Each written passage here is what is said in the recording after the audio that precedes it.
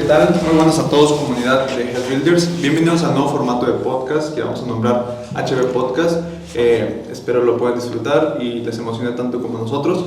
Aquí vamos a estar hablando de algunos temas del medio fitness, del culturismo y de salud en general, donde en algunas ocasiones vamos a invitar a algunas personas fuera de este ámbito, incluso que nos puedan informar más, o gente de nuestra misma comunidad, como competidores, incluso de otras profesiones. Como en este caso invitamos a Alan Gómez, que es médico egresado de la UDEM, y vamos a estar hablando hoy de un tema bien importante que vamos a ver cuál es.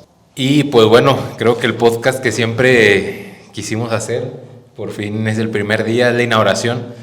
Pero aquí tenemos agua, como no tenemos alcohol, estamos en prep, bueno, estoy en prep. Entonces, me faltan como 300 semanas, pero estamos en prep. Entonces, pues nada, aquí tenemos a Alan, su servidor, y Eli Carrizales, también estudiante actualmente de medicina, egresado de la licenciatura en nutrición. Siento que estamos diciendo mucho, somos acá la mera chingonada pero es presentación, no se tiene que hacer el primer podcast, ya los demás ya saben que somos, bueno, Eli y yo somos nutriólogos, Alan es médico, y pues bueno, es la intención del podcast brindar, no se podría decir, no me gusta decir más luz al medio, pero sí una información que sepan de dónde viene y con un buen trasfondo, con un buen entendimiento. Y pues creo que el tema que vamos a tocar hoy es ni más ni menos que cómo está el medio tan malentendido en el aspecto del uso de sustancias, los efectos secundarios que conlleva esto y desde la desinformación del por qué se decide utilizar y por qué está tan normalizado. E incluso desde algunas malas prácticas que solemos ver, que lo vemos desde que trabajamos en gimnasios, que es lastimoso, que incluso vivimos y pasamos por esas experiencias en carne propia, entonces tenemos ya la experiencia detrás, más aparte el conocimiento teórico, porque muchas veces quieren poner esta rivalidad entre la experiencia y entre lo teórico, y yo no lo veo.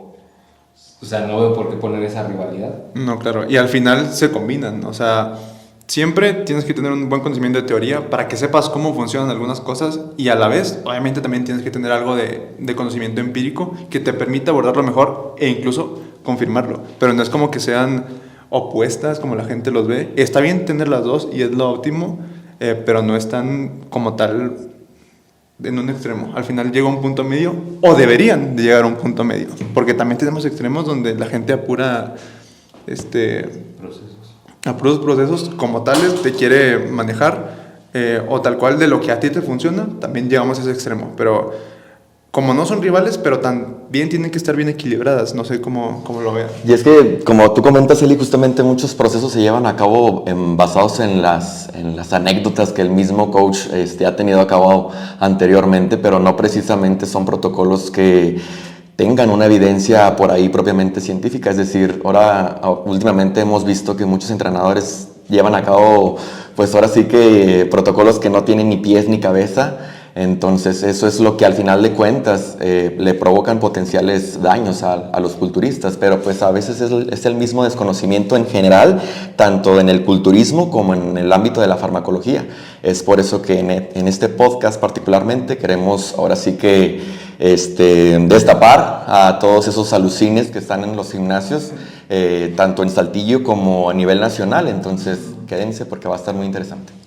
Y bueno, comúnmente la frase de la que me quiero escudar un poco, la que quiero que no se diga, es como, ¿cómo le vas a decir eso a uno que está en el Olimpia? ¿O cómo le vas a decir eso a uno que está compitiendo y tiene el físico 3 veces más grande que tú? No pasa nada con eso, no estamos peleados con ese resultado. Muchas veces el atleta no sabe a qué lo iba a llevar ese resultado y ya está mamado, pero no supo ni cómo, no supo ni los riesgos que iba a llevar, ni los efectos secundarios, y aparte todas las, digamos, ni toda la forma de prevenir esas cosas no la sabía. Entonces eso es como que lo que queremos. Y pues nada, podemos empezar hablando, creo que de experiencias previas y ahora sí hablar desde cómo entramos cada uno a este medio y qué nos llevó a estar aquí hablando de esto. Si quieres tú, Alan, comienza desde la edad. Venga. Todo. Pues mira, papi, mi primer ciclo fue a los 16 años. Empecé justamente con Sostenón, 250, 1 mililitro lunes y jueves, me acuerdo perfectamente. Esa fue mi primera sustancia. Posteriormente empecé a agregar lo que era el DECA y después, pues ahora sí que se empezaron las demás sustancias, lo que era el Dianabol y demás. Recuerdo en 2019 utilizaba 4 sustancias inyectables y 3 sustancias orales. Entonces, nada más para que vean la cantidad de andrógenos que yo estaba introduciendo erróneamente a mi cuerpo, y estaba introduciendo alrededor de 5 gramos de testosterona, cuando pues ahora sí que es más de la dosis fisiológica definitivamente. Y el mismo desconocimiento, o sea, es que mucha gente se casa con esa idea de que nada más me voy a poner mamado, nada más voy a aumentar mi fuerza, mi rendimiento, pero no están viendo los efectos secundarios que definitivamente y eventualmente se van a presentar. Es por eso que queremos abordar este tema sobre las mismas experiencias, tanto mías como de Fer, para que empáticamente, pues ahora sí que tengan un panorama de los efectos potencialmente importantes que estas sustancias les van a provocar en su organismo. Entonces, regresando, pues mi primer ciclo fue a los 16 años, Sostenón. Después, bueno, fue una competencia. Pero de entrada, o sea, ¿tú qué pensabas cuando te mandaron eso? Porque está bien el ciclo que te mandaron, pero ¿qué te contaron para que tú llevaras a cabo esa...? Recuerdo que si te lo contaron, güey, porque a veces ni te cuentas más, tómate esto, vale. Recuerdo que en ese entonces mi entrenadora me dijo automáticamente, no, mira, vas a ganar masa muscular y vas a ganar fuerza. Pero nada más, o sea, no me dijo la otra parte de la moneda. Entonces, bueno, no, pues uno se va con la finta, ya sabes, un chamaquito de 16 años se quiere poner mamado para las mamitas. Entonces, pues eso es lo que a un adolescente lo motiva de alguna manera a utilizar este tipo de sustancias. Eso fue a los 16 años. Luego a mis, ¿qué será?, 23 años, en el 2019, competí en el Coahuila justamente. Regresando utilicé como 4 sustancias inyectables, otros orales, y particularmente los orales son los que definitivamente ahí sí, bueno, es de peligro, ¿verdad? Pero ahora sí que en resumidas cuentas. Aquí lo interesante es que comúnmente se suelen empezar por ese camino, como dice Alan, con 2, 3, 4 sustancias, así se contabilizan las cosas en 1, 2, 3, 4. Y eso y nada es lo mismo. O sea, eso y jugar a la ouija, haz de cuenta que vas por el mismo camino, así lo veo yo. Estoy usando poquito, 3 sustancias. 3 sustancias, sí. ¿qué son? ¿Cuánto Sí. es una sustancia? Es 1 centímetro, como le dicen. No saben cuánto trae 1 mililitro. No saben, solo saben que se están poniendo 3 veces una cosa. No saben ni qué cosa es y ni cuánto es el total al final de la semana. Y cómo ese total tiene evidencia de que tiene ciertos riesgos y te lleva hasta este punto, tanto efectos secundarios como efectos positivos. Y olvidé por ahí comentar, Fer, que también utilicé en esa preparación, la de 2019, hormona de crecimiento e insulina. Particularmente esas 2 sustancias, pues no las recomiendo en lo absoluto. No recomiendo ni los fármacos, ni la hormona, ni la insulina. Pero a lo que voy es que la hormona en ese entonces me costaba, o sea, era un gasto increíble de dinero. La insulina, recuerdo que me la inyecté, en este caso en el abdomen, y me provocó una hipoglucemia. Una hipoglucemia es el efecto inmediato de la insulina. Y me quedé dormido en ese entonces y, bueno, desperté y no me podía ni siquiera parar, ¿no? O sea, porque tenía zumbido en los oídos, visión borrosa, dolor de cabeza. O sea, era imposible casi que moverme al refrigerador para sacar un jugo de naranja y reparar esta hipoglucemia. Entonces, hay nada más para que entrar un poquito en contexto de toda la polifarmacia que alguna vez yo utilicé. Sí, o sea, al final también no es como que está llegando gente aquí que estudió y les quiere decir de que, no hagan esto o hagan esto.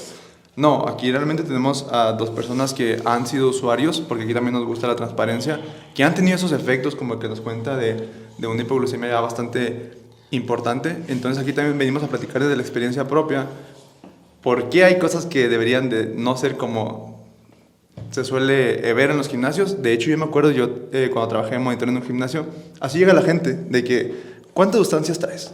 Así como tú dijiste, ¿cuántas traes? Y la gente dice, no, de que, poquitas. No, son un chingo, no saben ni qué son, sí, ni cuáles son, mucho menos ni para qué. Y fíjate que ahorita es un problema bien importante que gente muy joven o sea, muy joven, Sí, ya ni solo hace caso. 20 años. Solo hace caso. ¿Por qué? Porque llegan a ver algunas personas que tienen un físico impresionante, que ellos tampoco saben cómo, o la gran mayoría, y van y dicen lo mismo a personas de 15 y 16 años que están en plena adolescencia realmente.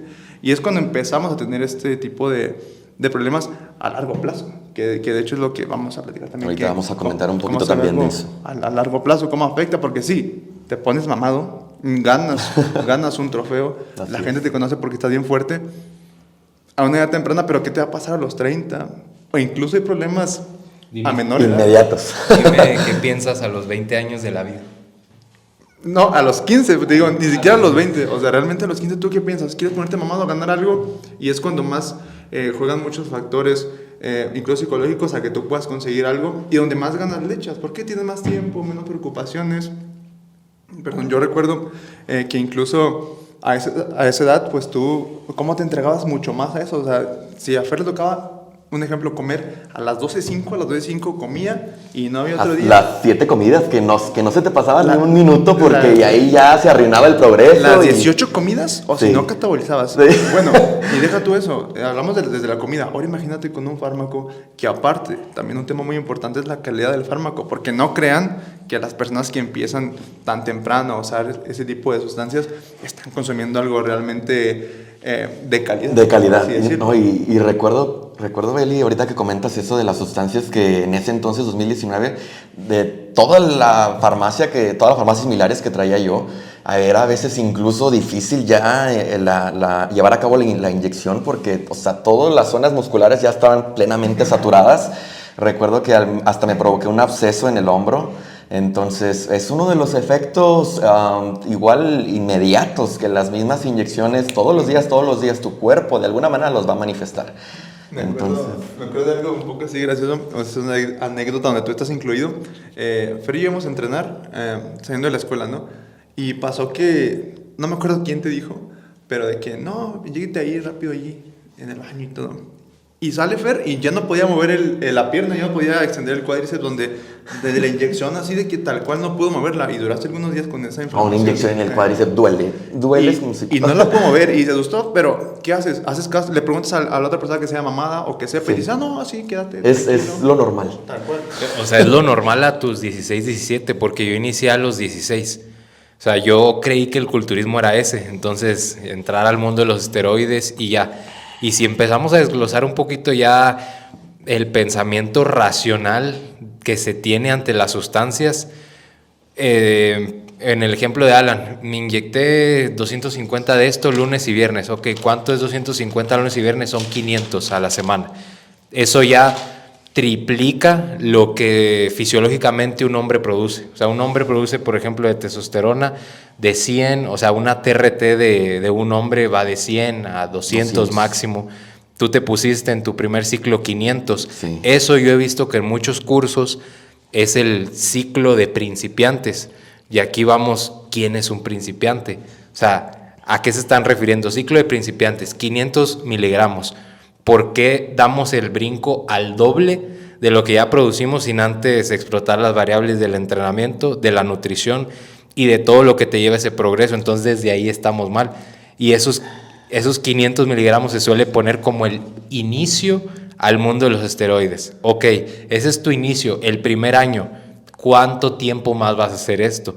Si 500 solo te llevó a X punto, entonces el siguiente año pues es lo doble, porque no vas a escalar medio mililitro más o medio centímetro más, vas a escalar el doble, porque si lo primero fueron estos, pues necesito el doble para progresar. Y ese es el pensamiento emocional que muchas personas tienen con el uso de esteroides. Y hay estudios que se comparan ciertas dosis, efectos secundarios, dosis respuesta, y se ve como hasta cierto punto es como una U invertida. O sea, que tú sigues aumentando la dosis y ya no precisamente aumenta la masa muscular. O sea, ya hay un punto y el punto está, lo digo a partir de los 2 gramos. O sea, a partir de los 2 gramos es más seguro que comienza a ganar más efectos secundarios y la masa muscular ya no va lineal. Entonces, tu primer ciclo fue de 5 gramos. Fue 5 gramos. Y tenías menos de 20 años. Menos de 20 años, así es. O sea, 5 gramos lo decimos, pero él lo contabilizaba en 5 sustancias o 4. Entonces, 5 gramos a lo largo de 5 años o 10 años. Díganme si una persona va a vivir más de 40 años así. Los órganos no entienden de... me está poniendo un cc, un centímetro. No, huevo, ya no voy. Los órganos son genéticos y responden individualmente a cierta dosis. Entonces, los 5 gramos de él no son los mismos 5 gramos que en mí ni que en Eli. Entonces, desde que no se entienden esos factores, empiezan a generalizar cosas. Y es que la mayoría ahorita de los coaches, Fer, o sea, desde el momento que tú les pagas, aparte de darte tu dieta acá del Rincón del Vago, más aparte de tu suplementación, entrenamiento, también te van a mandar todo tu cóctel de sustancias. O sea, ya ni siquiera se esperan a que tú les digas, oye, quiero usar fármaco, oye, no, fíjate que quiero ser natural, quiero experimentar en el mundo del culturismo natural. O sea, ahorita ya toda la raza automáticamente ve la transacción lista, ok, ahí te va tu cóctel. Tu cóctel hechizo, porque es como que es algo generalizado, ¿no? Algo que se adapte a tus necesidades, algo específico a lo que tú quieras. Entonces, algo que me escucho muy comúnmente en los gimnasios es que, oye, ¿qué me recomiendas de esta sustancia? Porque fíjate que ya me estanqué. Y yo, ¿qué? O sea, ¿cómo que ya te estancaste? Y es ahí cuando te das cuenta de las variables que acabas de comentar, que tanto la alimentación, la hidratación, el entrenamiento y el mismo descanso, que es una variable muy infravalorada, las tienen para su pinche madre, o sea, la tienen por el suelo. Y algunos usuarios, o sea, se la andan en el pedo y no comen bien y utilizan fármacos y después cuando tienen el efecto secundario, ahí es cuando todo el peso de que fue el fármaco, pero fue todo el conjunto de esas pequeñas causalidades que tú estás consciente lo que van a potencializar el efecto de ese fármaco en tu organismo. Y ya no precisamente me interesa que conozcan la farmacocinética o la farmacodinámica de los fármacos, o sea, eso vale madre, es importante, pero es lo que comentaba con Kevin, mi segundo pastor, saludos, profe, que actualmente hay muchas fuentes bibliográficas donde puedes investigar los efectos secundarios, unas más confiables, otras medianamente confiables y otras así, mejor sácate una TV Notas. Entonces, o sea, desde el momento que tú te dan el fármaco ya puedes ahí investigar los efectos secundarios, pero como la raza de que vea a mi coach, está mamado, es pro, a huevo, ponme la jeringa, dame la jeringa, güey, dame la jeringa. Entonces, ese es el mismo desconocimiento que un día de estos yo voy a terminar en urgencias bien cabrón porque yo no puedo con eso. O sea, es algo que comúnmente escucho y me sangran los oídos. Entonces, me quería desahogar. Okay, y sí, créeme, se vio bastante claro. Pero, muy bien, aquí 3 cosas que quiero rescatar todavía más. Que así se va midiendo tristemente, de que si tú empezaste con 5, a la siguiente competición van a ser 10. O sea, así de base lo vas midiendo. ¿Y qué es para ellos? Incluso si lo ves con lógica, estás quemando cartuchos porque no sabes cuánto ocupaste para tal cosa y ya le estás metiendo mal solo porque es lo que sigue. Entonces, de ahí es una mala visualización de cómo es todo esto. Segundo punto, que la gente no se hace analíticas de nada antes de. ¿Qué es lo importante de esto? Que entonces no sabes al uso cuánto mejoró, cuánto cambió, qué marcadores están modificando, y ahí entramos a lo último que mencionaste, que son los factores de riesgo al final de cuentas. Así es. O sea, que al final echas la culpa al fármaco, bro, es la suma de muchas cosas. Es la suma de todos esos factores. O sea, es la suma, y realmente que lo vienes arrastrando y que no sabes cómo estabas antes.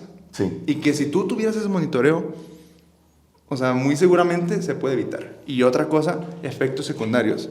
La gente también te quiere vender que no hay efectos secundarios nunca, que lo pueda hacer seguro. Hay personas que andan hablando de que fármaco sin efectos secundarios o fármaco sin riesgo. Para empezar, te tomes un paracetamol, todos tienen efectos la secundarios. dosis hace el veneno. Pero todos tienen efectos secundarios. Sí, totalmente. O sea, tal cual. Entonces, el que te vende eso no. ¿Qué es lo que se puede hacer? Tú estás entrando a este mundo, tienes que conocer aparte de los efectos secundarios, pero también tienes que saber cómo estás administrando, cómo estás antes, para en algún momento que pueda pasar algo negativo, lo puedas manipular. ¿vale? Y muchas personas que los utilizan, sus fines son meramente recreativos, o sea, ya no buscan incluso la competir.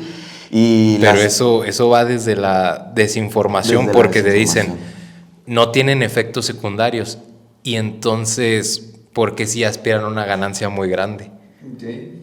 O sea, si te están vendiendo la idea de que si no tiene efectos, ¿por qué sería tan grande también la ganancia? Es como que no concuerda, el no tiene efectos, pero como que sí funciona para lo que te dicen que es bien cabrón a un nivel. No, y en las redes sociales tú lo ves, o sea, te ponen una oxandrolona y nada más te ponen de que mayor masa muscular, un cambio bien cabrón en tu recomposición corporal, pero oye papi, también ponme los efectos secundarios. Comprando, es lo Así la gente es, la o sea, termina pinche comprando. laboratorio aquí de Doña Pelos de la esquina, ¿verdad? Entonces, está cabrón.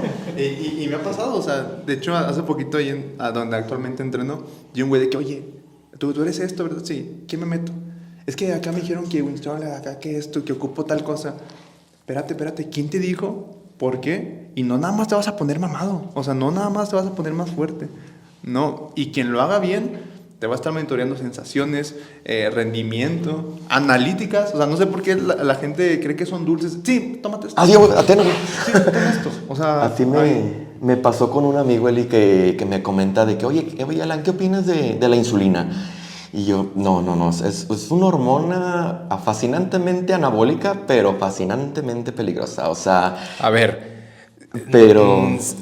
o sea, si no pesan tan siquiera los 200 gramos de arroz del topper, imagínense una unidad de insulina, 2, 3, 4, 5, y cómo reaccionar ante esas unidades. Si no están pesando su arroz, su lo que sea como es, ¿cómo piensan que van a gestionar un fármaco que en realidad va a tener un efecto Sí o sí. sí o sí, tanto como para bien como para mal? Eso ya el tema de la insulina lo podemos desglosar ahorita, Sí. pero antes yo tengo esta diapositiva aquí que la hice para un curso en un tiempo que di, que es antes pasa lista. Ok, estás bien emocionado, quieres empezar a hacer el uso de esteroides. Primer punto, has explotado de manera eficiente todas las variables necesarias para mejorar: entrenamiento, nutrición, descanso, manejo del estrés. Si no, al 100%. ¿Y qué es el 100% para muchos? Una mierda. O sea, el 100%, ni la mitad, el 100% de la nutrición y entrenamiento va a ser 10 semanas, no, ese no es el 10%, no es el 100%, ni, o sea, es un entendimiento que no me permite explicarlo, pero variables tan sencillas como técnica, intensidad relativa al esfuerzo, intensidad relativa de la carga, volumen de entrenamiento semanal, series efectivas, descanso, frecuencia de los ejercicios, prioridades de grupos musculares, cuánto vas a durar ese mesociclo, semanas de descarga. Simplemente, duermes bien, simplemente, mencionaste descanso, y simplemente con esa pregunta ya sabes si eres candidato o no. Ahora, segundo punto, ¿conoces los riesgos a corto y largo plazo de los efectos secundarios, de los efectos de los esteroides? Si respondes que no, ¿para qué usas si no conoces sus efectos? 3, ¿conoces en general, nada más decimos en general, los mecanismos fisiológicos por los cuales actúan los esteroides? Farmacocinética, farmacodinamia, no que te vuelvas experto en materia, pero conoces, a ver, me inyecto la testosterona, ¿a dónde va? ¿En qué se convierte? Si se convierte aquí, entonces tiene este efecto secundario en este órgano diana y en este otro. Entonces, si no conocemos, la testosterona tiene la capacidad de convertirse a estradiol, sí, o de convertirse en hidrotestosterona y tener estos efectos, sí, en fuerza, pero también a nivel de... En tu cabello simplemente, en tu cabello, la pérdida, por ejemplo. Entonces son esas cosas. Cuarto, conoces los riesgos, malas prácticas, pros y contras sobre el uso de ciertos compuestos. El Winstrol, ok, sí, es oral, es hepatotóxico, en qué momento se altera el perfil lipídico, el Primobolan, en qué pacientes está estudiado, porque son sustancias que se usan en el ámbito clínico, que salen de la medicina para pacientes en estados donde tienen que paliar algunos efectos secundarios de o bien un deterioro de la masa muscular, o por ejemplo en mujeres con cáncer de mama se utilizan esteroides que no se convierten a estradiol para no potenciar ese efecto del crecimiento del cáncer de mama, y son sustancias que se usan en el ámbito clínico. Si no conoces eso, o sea, la testosterona es una terapia de reemplazo hormonal para muchísimos pacientes en estadios pues muy graves. Quinto, tienes el presupuesto económico para adquirir suplementos, no pongo chocho, suplementos, análisis, valoraciones, en el momento en el que un efecto secundario aparezca, o bien pagarle a un buen preparador. Ese es otro punto. El 6, estás consciente del por qué has tomado esta decisión, qué es lo que esperas, metas, prioridades y objetivos. Me dijeron, es que me voy a poner así. Esa no es ni una meta y ninguna prioridad y ningún objetivo conciso. 7, tienes alguna persona profesional cerca la cual pueda orientarte sobre la aplicación o el consumo de estos. ¿De quién me rodeo? O sea, tengo algún médico aquí en mi familia que conozca del tema, ya nada más médico, porque no por ser médico vas a conocer sobre el uso de esteroides, porque eso no te enseñan en la escuela, cómo poner una persona mamada. Entonces, ¿conoces algún conocido que te dé un entendimiento? 8, tienes un punto de partida inicial para hacer el uso de sustancias.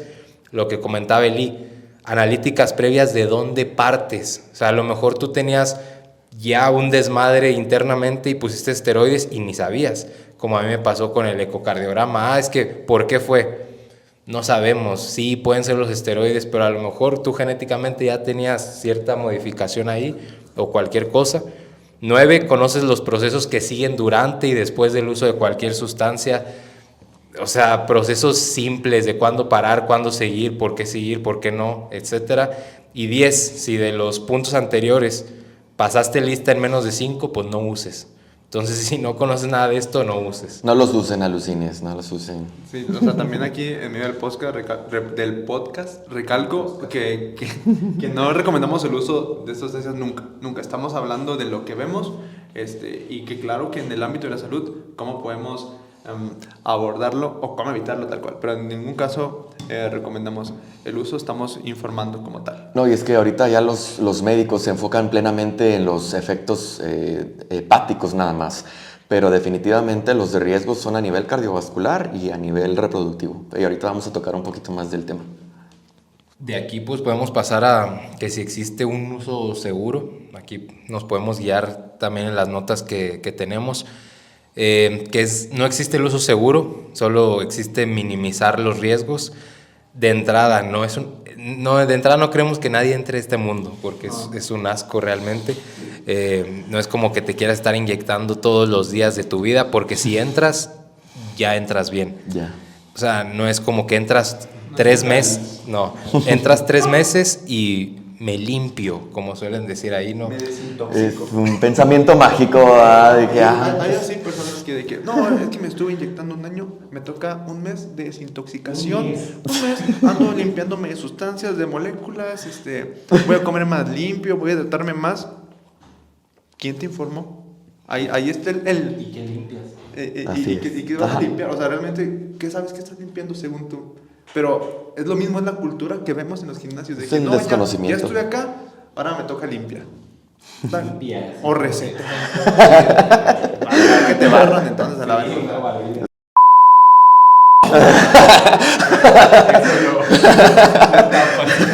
Es igual y nada, pero bueno. Perdón, me desahogué.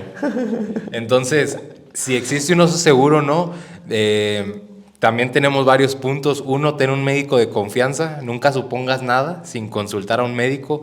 2, monitorea semanalmente tu presión arterial y tu glucosa. Ten un glucómetro y un baumanómetro en casa, sí o sí. ¿Quién tiene, culturistas, un baumanómetro en casa? Bueno, pues yo lo tengo todos los días.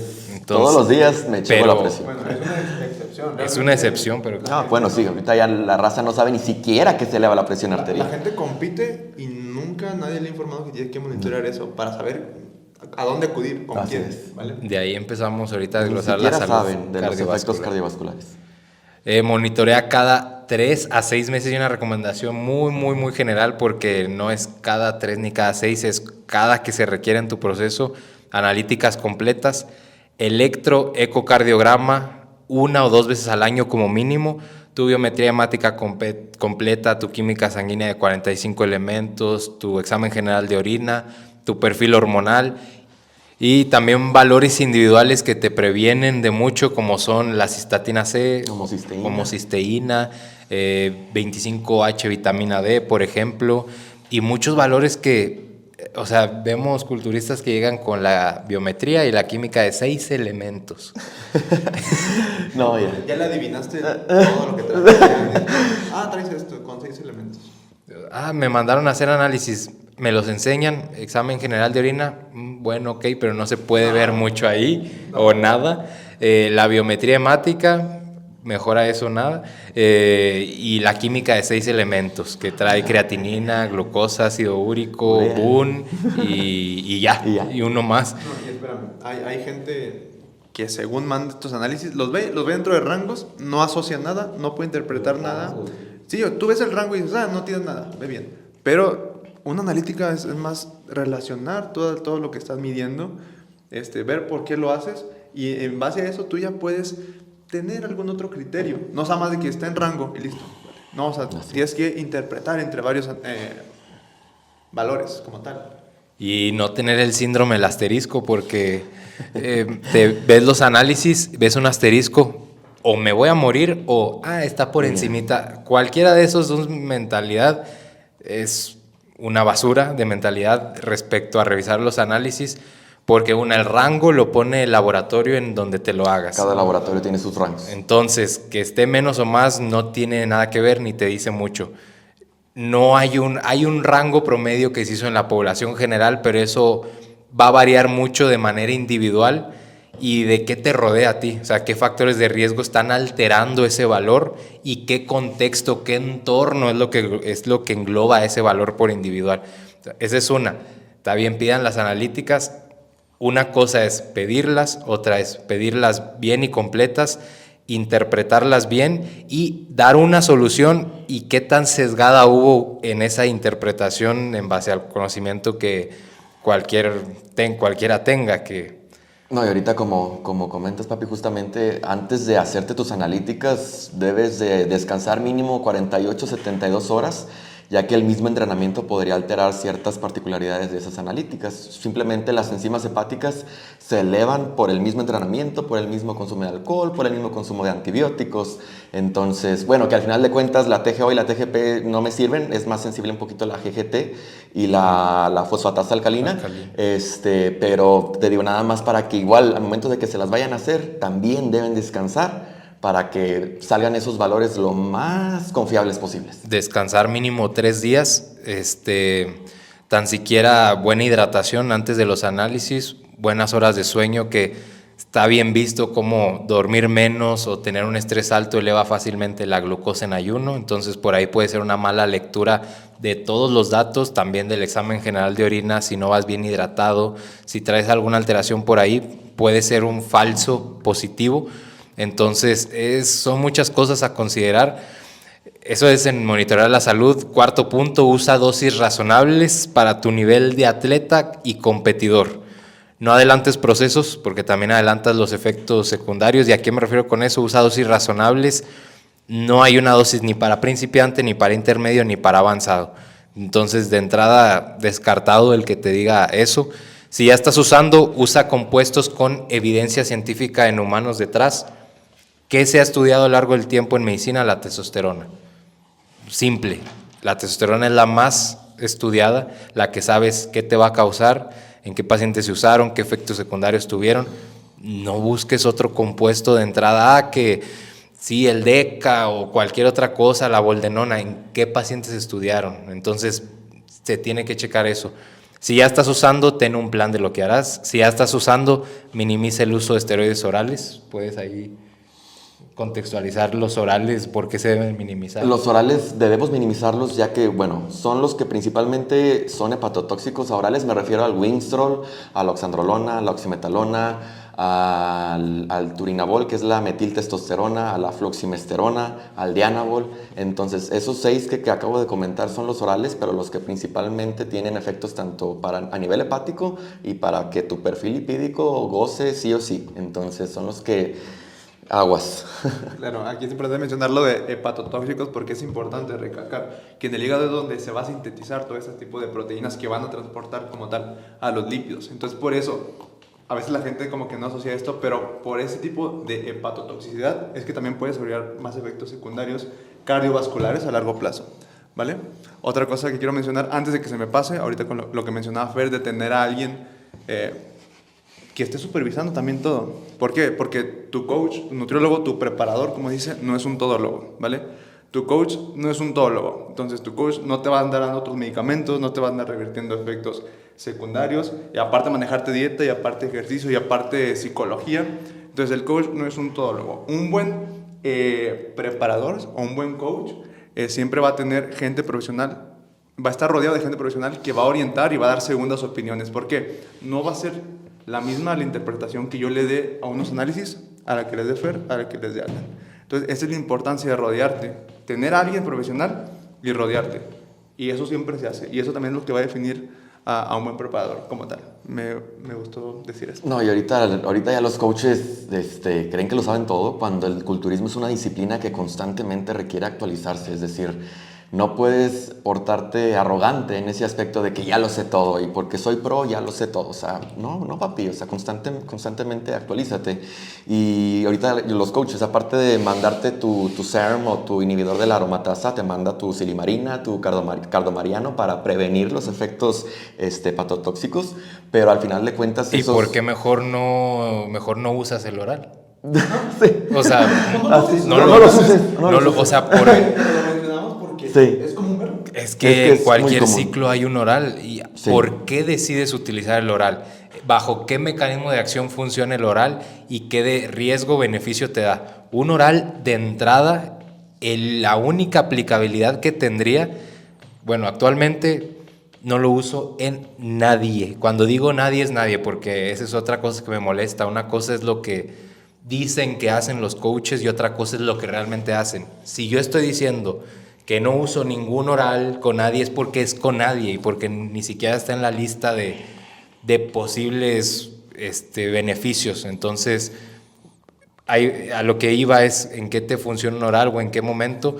Lo que hace es disminuir un poco el catabolismo proteico y es en estadios de un déficit, donde te importa preservar más la masa muscular o el tejido, porque, bueno, todos los esteroides actúan bajo el mismo receptor, que es el receptor androgénico. Entonces, básicamente esa es la vía, y si buscas activar esa vía es porque existen rutas anabólicas que te van a llevar al crecimiento.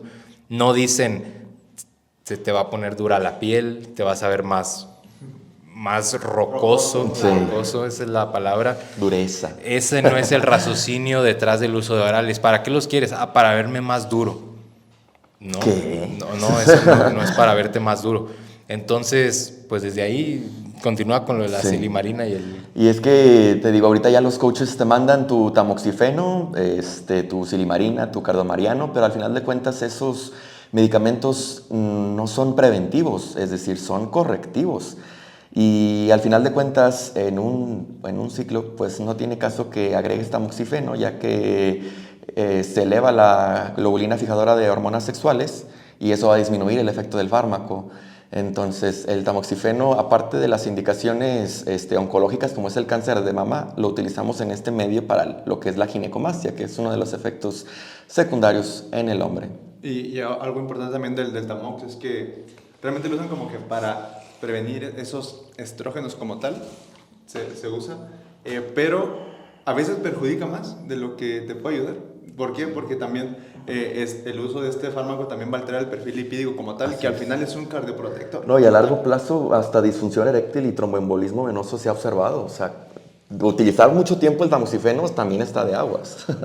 Pues ya de ahí podemos entrar a salud cardiovascular, y es porque es el sistema que más deben de cuidar los culturistas, porque sí, los culturistas no se infartan porque ya les tocaba, es como también nuestros familiares, y se infartó tal, ¿no? Ya, pues le tocaba. Ya Ya le tocaba la Lucin. Sí, entonces lo asustaron. Fue por estrés. Sí. Entonces, de ahí salud cardiovascular, tema complejo, pero vamos a tratar de desmenuzarlo y ¿cómo se dice? Resumirlo mucho. Hacerlo más digerible para ustedes. Entonces, salud cardiovascular es empezar a desglosar dos cosas. Una cosa es ateroesclerosis y otra cosa es arterioesclerosis, que muchas veces son conceptos que se parecen mucho y se pueden confundir. La ateroesclerosis es cuando hay una formación de una placa de grasa dentro de la arteria. Se cuenta que esta es la arteria y se acumula grasa por dentro y hace que la sangre ya no fluya de la manera correcta y que a su vez este es un ambiente, digamos, tóxico para todo el organismo. Y otra cosa es la arterioesclerosis, que es esa rigidez del endotelio, de las paredes arteriales. Entonces, esa arterioesclerosis va a desencadenar que se favorezca la ateroesclerosis. Entonces hay que saber diferenciar esas dos cosas, porque puedes tener alguna formación de grasa o de capa de lípidos dentro, pero tus arterias pueden estar más predispuestas o a estar más rígidas o con más flexibilidad, y eso lo va a desencadenar todo el contexto inflamatorio en el cual tú te rodees, que va a ser desde hábitos, tanto de sueño, de alimentación, de estrés, de entorno y factores de riesgo que exponencien ese estado proinflamatorio. No, y a resumidas cuentas, los efectos secundarios a nivel cardiovascular son, número 1, las dislipidemias, arritmias también se ha demostrado. Dislipidemias, diles. Elevación del LDL, disminución del HDL, aumento del colesterol, aumento de los triglicéridos, eso es a lo que me refiero con dislipidemias. Arritmias, una fibrilación auricular, una taquicardia supraventricular, una remodelación cardíaca también. Lo más común que observamos en culturistas es una hipertrofia ventricular izquierda. También Es que es la hipertrofia ventricular. la cámara, el ventrículo izquierdo es el encargado de bombear sangre rica en oxígeno a todo el cuerpo. Entonces esa cámara aumenta de tamaño y entonces por consiguiente le es más difícil al cuerpo llevar a cabo esa funcionalidad de bombeo. Ese es en resumidas cuentas, no me voy a meter mucho. También lo que es una hipertensión y por último pues una trombosis, ¿verdad? Entonces si sumado a... la sangre hace que se coagule un poquito más fácil. Entonces es por eso que la formación de trombos igualmente favorece la incidencia de enfermedades cardiovasculares. Bueno, aquí todo lo que mencionan mis compañeros, quiero que vean que hay un trasfondo muy grande detrás de todo esto. Entonces, desde puede ser el uso de fármacos porque alteran el perfil lipídico, tanto malos hábitos, un mal descanso y un estrés alto. ¿Por qué? Esto favorece primero a la hipertensión y al final la hipertensión con todo ese tipo de patologías es como un círculo vicioso. ¿Por qué? Porque hay más resistencia periférica, ¿vale? Hay más grasa en sangre. Llega la grasa, se encapsula, por así decirlo, en la túnica íntima del vaso. Y todo eso también despierta un estrés alto. Súmale que estás con estrés alto, se liberan radicales libres de oxígeno y... Es el estrés oxidativo. Como tal, el estrés oxidativo, que ese también llega hacia algunas células que están en el proceso inflamatorio por la placa de ateroma que mencionamos y empieza a hacer ahí su desorden, provocando este estado inflamatorio. Precisamente por eso es un estado inflamatorio como tal, y así se va haciendo más pequeña la luz del vaso.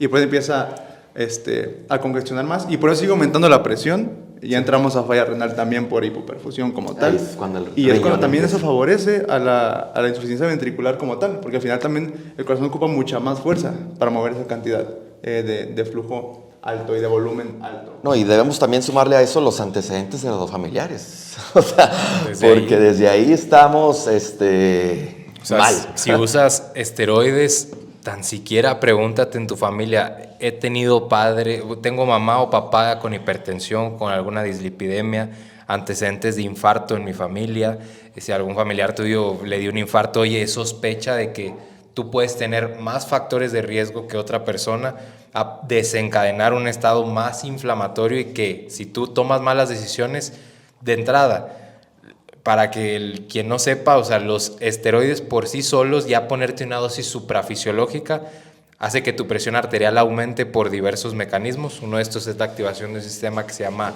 las RAS. catecolaminas. Entonces, sí, o catecolaminas. Entonces ya el propio esteroide va a elevar tu presión arterial. A eso agrégale edema de extremidades. A eso agrégale todos los factores en tu estilo de vida, de sueño, de alimentación, las sustancias que utilizas, no sé, factores como podría ser no dormir bien o no tener una buena hidratación en el día. Todo eso va a estar como un factor de riesgo ahí y que va a terminar dañando las paredes de los vasos sanguíneos, que las va a volver más rígidas, no van a tener muy buena flexibilidad y gracias a esa rigidez y a ese contexto, digamos, tóxico, va a hacer que se forme más fácil una placa de grasa. A eso agrégale que usas orales, a eso agrégale que usas un inhibidor de la aromatasa, un tamoxifeno, que reduce el estradiol o el estrógeno, y el estrógeno es altamente un protector cardiovascular. ¿Por qué creen que mujeres cuando pasan la menopausia tienen más probabilidad de sufrir un accidente cardiovascular? Es porque hay esa disminución de hormonas femeninas que es el estrógeno y que es cardioprotector. También es neuroprotector porque el estrógeno también tiene receptores no nada más en músculo o en algún otro tejido, sino también en el cerebro. Entonces, si estás constantemente golpeando el estrógeno, por eso vemos que es más fácil tener un efecto a nivel cerebral, sí, como, no sé, problemas para conciliar el sueño, memoria o aprendizaje muy lento, todo eso, y ni se diga ya a partir de qué tal edad se empieza a aumentar esos efectos. Entonces vean cómo todas las decisiones que tomamos con los esteroides no nos llevan a un muy buen camino, y si esas decisiones son tomadas o sacadas de los de acá abajo, pues a dónde vamos a parar, como diría la canción. Y el riñón, como lo comentaba Eli, es uno de los órganos que también por ahí va a verse afectado, es decir, va a existir un aumento de la creatinina, posteriormente puede evolucionar una insuficiencia renal aguda, una glomerulosclerosis focal y segmentaria, una fibrosis intersticial, una atrofia tubular. Entonces, de igual manera, el riñón tiene importante participación tras el uso de los fármacos.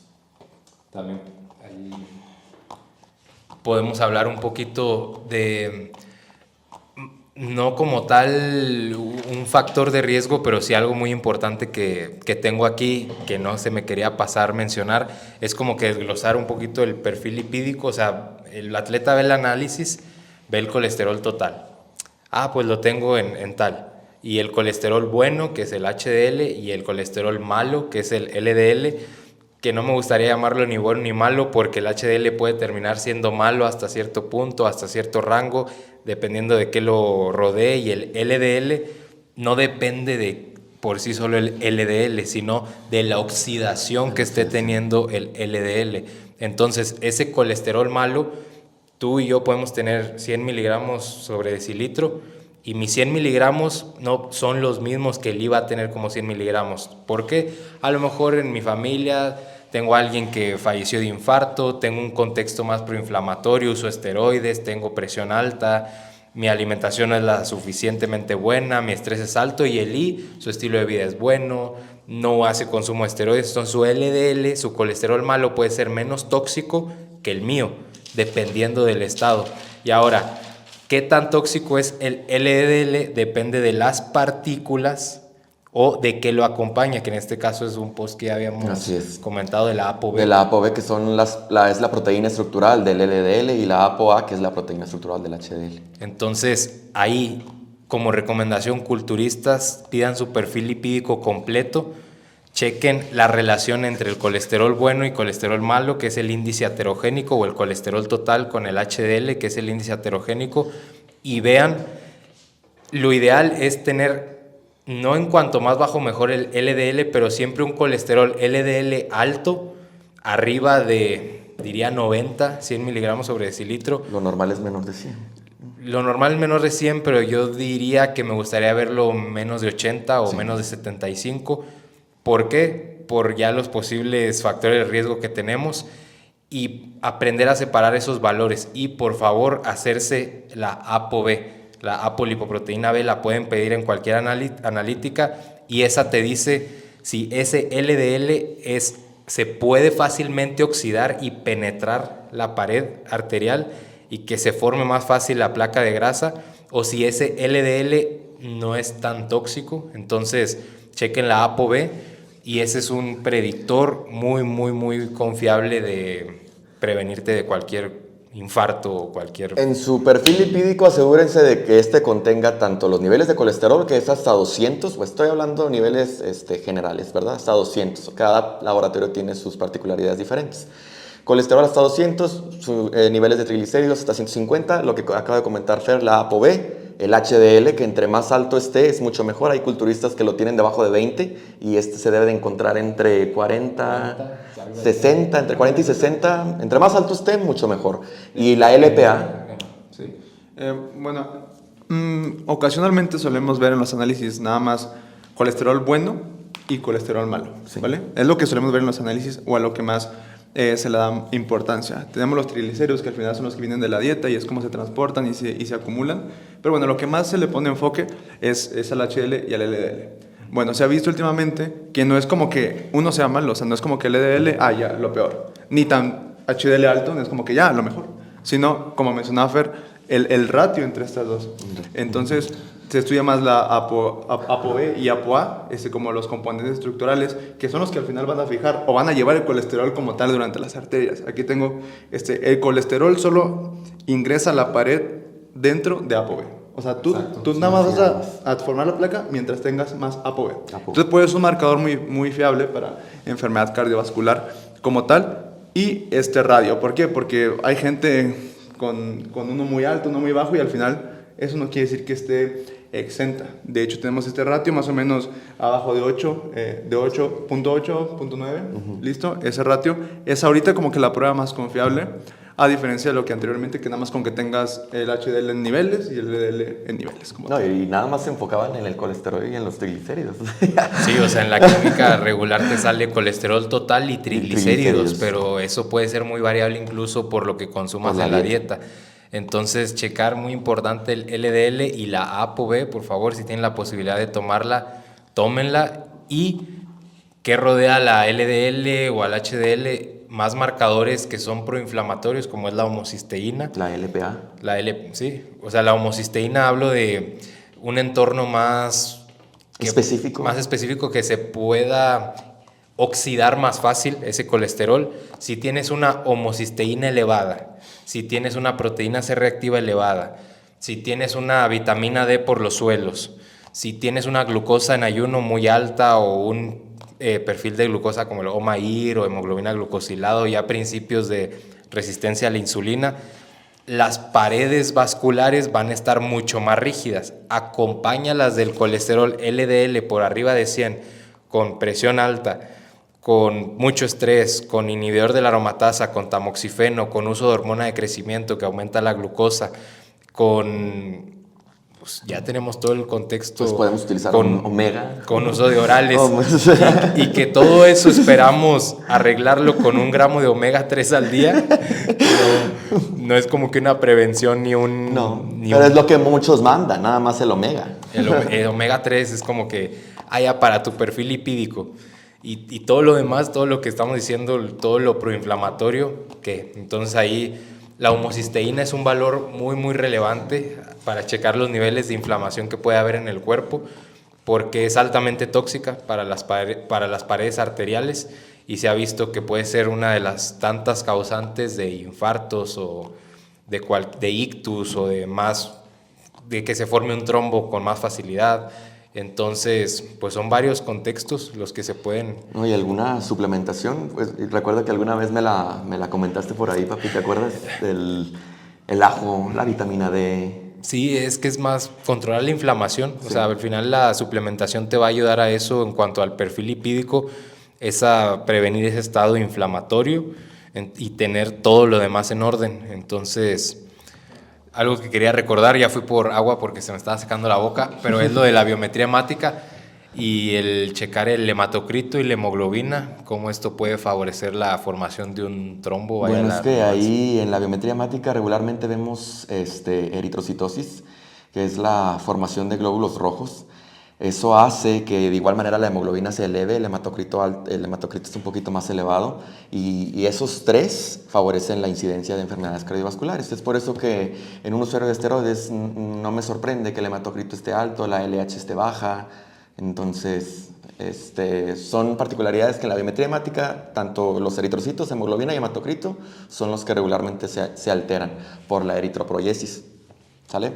Entonces, ahora si queremos controlar el hematocrito, pues debemos controlar la presión arterial. Si se quiere controlar la presión arterial, Se debe controlar, claro, los hábitos y el estilo de vida, pero también la selección de sustancias y la selección de la dosis total que uses. Entonces, créeme que si usas más de 1 gramo de sustancias no vas a controlar la presión arterial con meditación, ni tomando abundante agua o un poco, pero tienes que tener una medida profiláctica para ello. No me voy a meter en materia, pero algo que te ayude a regular tu presión arterial. ¿Por qué? Porque estás metiendo una sustancia que interactúa bajo el mismo receptor androgénico, que aumenta la síntesis de proteínas, pero que a su vez eso hace que aumente la presión en, digamos, la unidad funcional del riñón, que es la nefrona, y eso hace que aumente la presión arterial por diversos mecanismos. Entonces necesitas algo preventivo, porque sí o sí va a suceder ese efecto, sí o sí. O sea, no creas que a ti, no, es que yo estoy usando poquito, a mí no me va a subir la presión arterial. No, ese efecto es que el cuerpo no entiende, no, nomás me metió 2 cc. No. Y aparte ya vimos que la presión arterial es multifactorial, o sea, también de que no por usar poquito, no, estamos viendo que ya hablamos que el estrés afecta a la presión arterial, tu control electrolítico, hidroelectrolítico altera tu presión arterial, o sea, son muchas cosas como para decirte es poquito.